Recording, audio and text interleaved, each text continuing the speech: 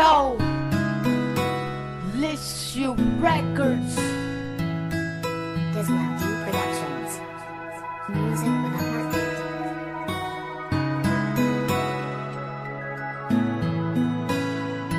Mutuon ako karon na walay forever.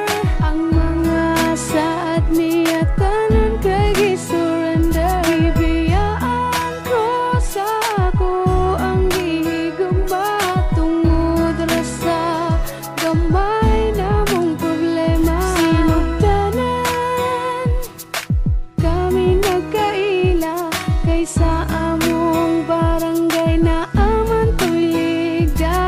Dito nagsugod ang tanan kay kuno siya sa ako anay nabatian.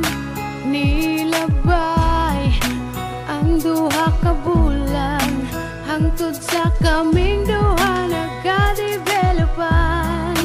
Nisugot na ko nga iyang panguyaban kay siya naman ang gipangita sa akong dughan. Mutuon ako karon na walay forever.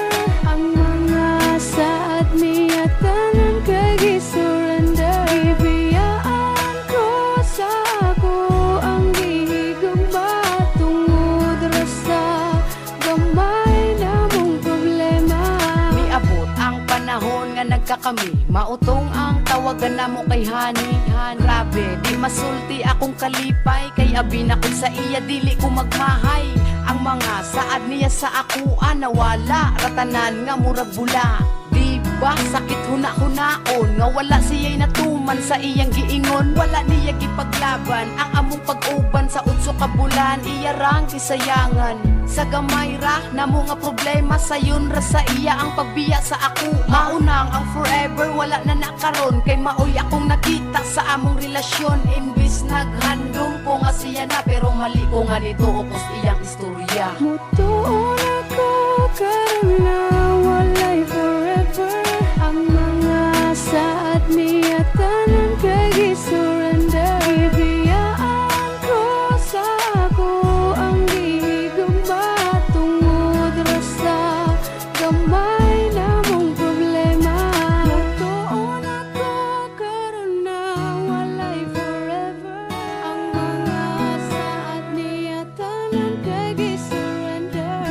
Gislaview Productions. Sa ako Music with a heartbeat. Please subscribe and share with your friends to get the latest beats on YouTube.